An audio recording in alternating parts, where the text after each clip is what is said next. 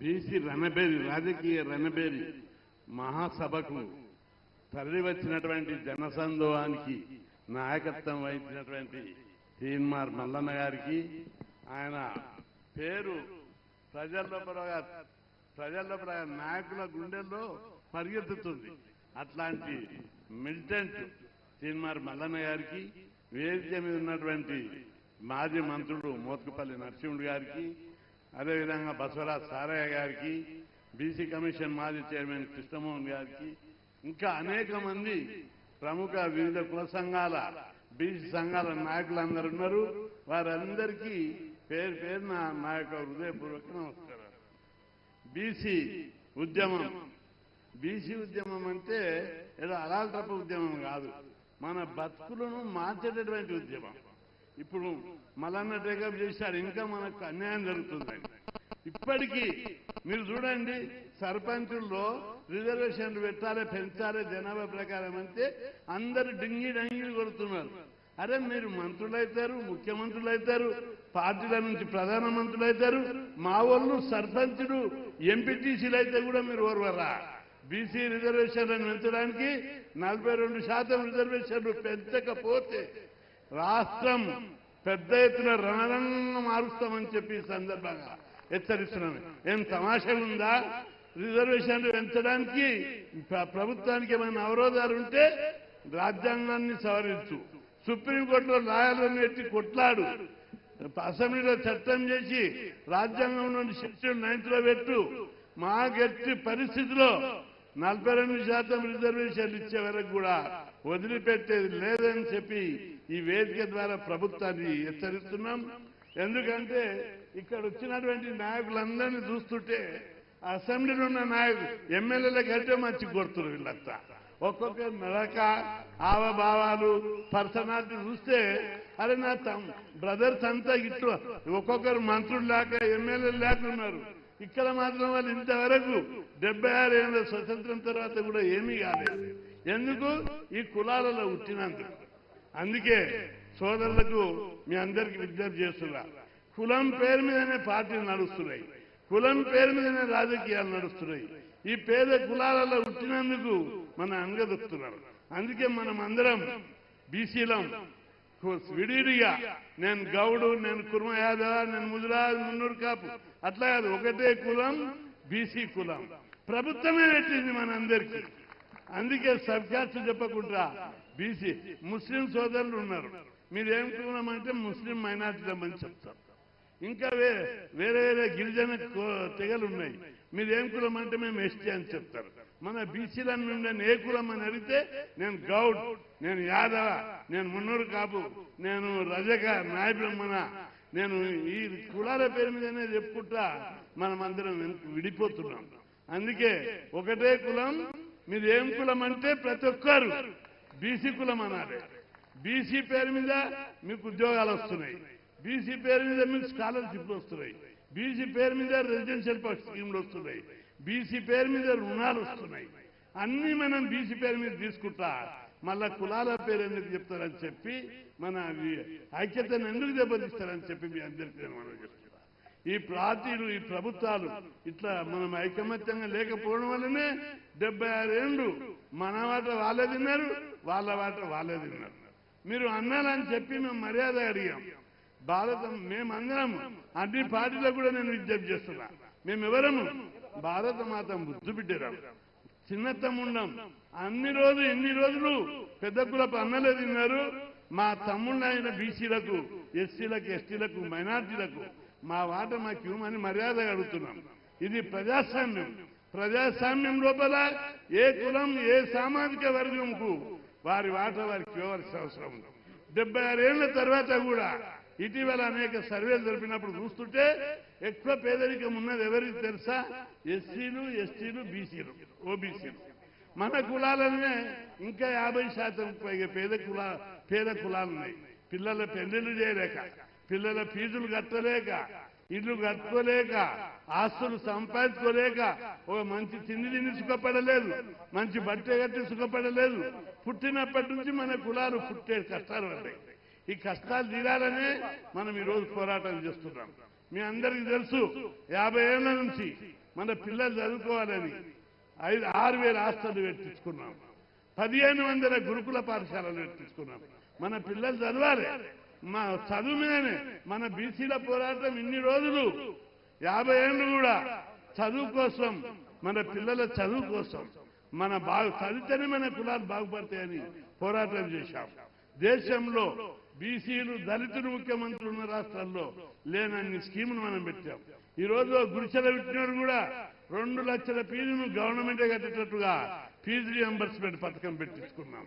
ఒక మామూలు కులంలో ఓ చిన్న చిన్న కులాల పుట్టినోళ్ళు, చదివించే స్తోమత లేని వాళ్ళు, శ్రీ చైతన్య నారాయణ కాదు, బీసీ ఎస్సీ ఎస్టీ కార్పొరేట్ స్కూళ్లలో రెసిడెన్షియల్ స్కూల్లో చదివించుకుంటున్నాం. మన పిల్లలు చదివి ఈ గురుకులాలలో చదివిన వాళ్ళు కలెక్టర్లు అవుతున్నారు, డాక్టర్లు అవుతున్నారు, పెద్ద పెద్ద ఆఫీసర్లు అవుతున్నారు. మీ అందరికీ నేను మనవి చేస్తున్నా, ఇప్పటికి కూడా ఒకవైపు రాజ్యాధికారం వైపు పోరాటం చేద్దాం, ఇంకొక వైపు మన పిల్లలందరినీ కూడా బాగా చదివించాలని చెప్పి మీ అందరికీ నేను విజ్ఞప్తి చేస్తున్నా. ఇప్పుడు దేశంలో మీరు అందరూ గుర్తుపెట్టుకోవాలి, మన ఉమ్మడి రాష్ట్రంలో కానీ తెలంగాణలో కానీ 76 ఏళ్ల బీసీలకు ఈ పార్టీలు ఒక్కసారైనా ముఖ్యమంత్రి పదవి ఇచ్చిర్రా? ముఖ్యమంత్రి పదవి ఇచ్చిర్రా అని నేను అడుగుతున్నా. ఎందుకు ఇస్తలేరని మీరు అందరూ, ప్రతి ఏ పార్టీ కూడా ఎందుకు ఇవ్వలేదు? ఇన్ని పార్టీలు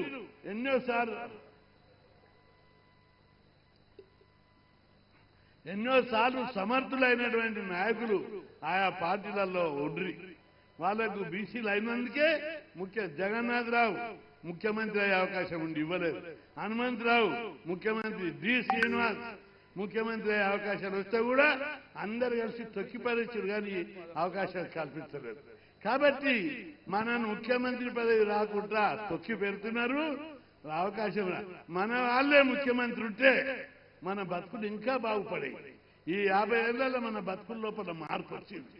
కానీ ప్రపంచంలో ఇతర దేశాల్లోని పోలిక చూసినప్పుడు వాళ్ళ అమెరికను, ఇంగ్లాండ్ను, ఫ్రాన్సు, జర్మనీ, జపాన్ ఇతర దేశాలతో పోల్చి చూసినప్పుడు మన పేదరికాన్ని, మన అభివృద్ధిని ఇంకా అంత పెద్ద ఎత్తున డెవలప్మెంట్ కావాలి. మన డెవలప్మెంట్ కావాలంటే మనవాడు వడ్డించేవాడు మనవాడు ఉండాలి. వడ్డించేవాడు ఎవడు? ముఖ్యమంత్రి. మీరు చూడండి, ఇప్పుడు మనకు 7-8 ఏళ్ల నుంచి బీసీ కార్పొరేషన్ నుంచి 10 ఏళ్లలో ఒక్కరికైనా రుణాన్ని వచ్చిందా?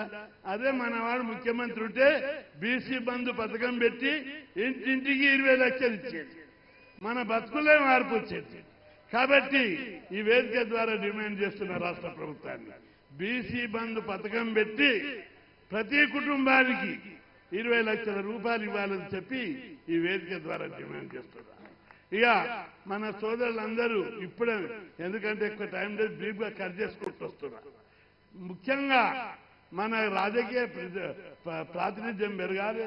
మన వాళ్ళందరూ ఎమ్మెల్యేలు కావాలంటే తప్పనిసరిగా పార్లమెంటులో బీసీ బిల్లు పెట్టి చట్టసభలో బీసీలకు 50% రిజర్వేషన్లు ఇవ్వాలి.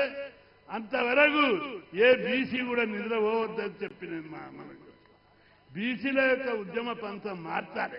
మనం ట్రెడిషనల్ సాంప్రదాయ పద్ధతులు కాదు. మన కాస్టల్లో వచ్చినాయంటే ఒట్టిగా రాలేదు, గురుకులాలు వచ్చినాయంటే ఒట్టిగా రాలేదు.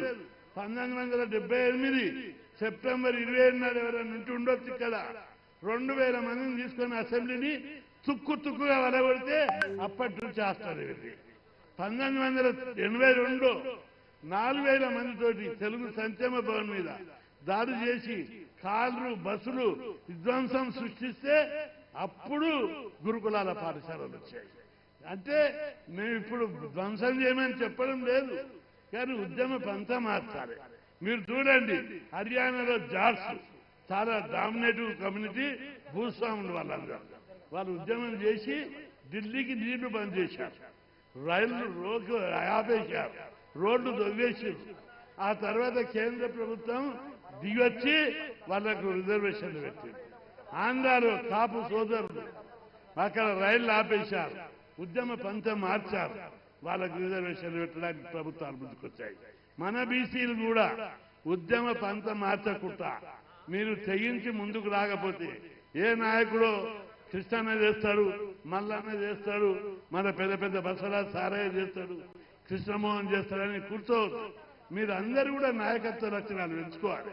ఉద్యమానికి చాలా తెలంగాణ ఉద్యమం లోపల ఏ విధంగా అయితే తెగించి పోరాడారో బీసీల విషయం లోపల కూడా చట్టసభలో రిజర్వేషన్లు సాధించడానికి, కేంద్రంలో బీసీలకు ప్రత్యేక మంత్రిత్వం సాధించడానికి మనమందరం కూడా ఐక్యమత్యంతో పోరాడాలని చెప్పి నేను అందరికీ నేను పిలిపిస్తున్నా. ఎప్పుడు పిలిపించినా ఇప్పుడు సర్పంచ్ రిజర్వేషన్లలో మనం తప్పనిసరిగా చాలా పెద్ద పోరాటం చేయాలి.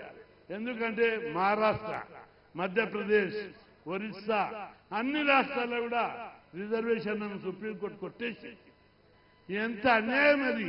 సుప్రీంకోర్టు కొట్టేయడానికి అగ్రకులాల రిజర్వేషన్లు పెడితేనేమో జనాభా లెక్కలు లేవు, అడుగుడు లేదు. వాళ్ళు 3% ఎలిజిబుల్ 10% ఇచ్చింది. మనం 55-60% జనాభా ఉంటే 20% తగ్గించడం ఎంత అన్యాయమో మీరు ఆలోచించాలి. అందుకే సర్పంచ్ రిజర్వేషన్ల కోసం తప్పనిసరిగా పెద్ద మహా ఉద్యమం జరుగుతుంది. మీరు అందరూ కూడా దానికి సిద్ధంగా ఉండాలి. బంధువులు జరిపిన, రస్తారోగాలు జరిపిన ఈ దెబ్బ ఇక్కడ కాదు, సుప్రీంకోర్టు దాకా తాకాలి. దీని అప్పుడే రాజ్యాంగాన్ని మారుస్తారు, లేదా సుప్రీంకోర్టు తన వైఖరైనా మార్చుకుంటారు. ఎందుకంటే మనం అందరం ఏ జనాభా ఉందని మీరు ముఖ్యమంత్రులు అయ్యారు, ఏమున్నదని చెప్పి మీరందరూ మంత్రులు అయ్యారు, ఏమున్నదని చెప్పి ఎమ్మెల్యేలంతా మీరే, ఎంపీలంతా మీరే. మా జనాభా మేము పెట్టుకొని మీ దగ్గర బిచ్చమడుకోవాలన్నా సోదరులు నరసింహులు వీళ్ళందరూ బాగా చెప్పారు. కాబట్టి బీసీ సోదరులందరికీ నేను విజ్ఞప్తి చేస్తున్నా, తెగించి పోరాడాలి. ఎప్పుడైతే మనం తెగించి పోరాడతామో, తెగించి పోరాడానికి నాయకుడే కానీ మీరు అందరి లోపల కూడా నాయకత్వ లక్ష్యాలు ఉన్నాయి. మావోయిస్టు సోదరులను చూస్తారు, అనేక మంది విప్లవకారులు, సుభాష్ చంద్రబోస్ కానీ, అల్లూరి సీతారామరాజు కానీ, అనేక మంది ఒక్కొక్కరే లక్షలాది మంది ప్రజలను కూడగట్టి బ్రిటిష్ వాళ్ళని తరిమి కొట్టినటువంటి చరిత్ర మహాపురుషుడిది. కాబట్టి దీనికి నాయకుడుగా లేదా పదవిగా లేదా డబ్బుండి చేయడమే కాదు, మీ లోపల తెగింపు, జాతి పట్ల అంకిత భావము పోరాడితే తప్పనిసరి కేంద్ర ప్రభుత్వం దిగొస్తుంది, పార్లమెంట్ లో బీసీ బిల్లు పెడుతుంది.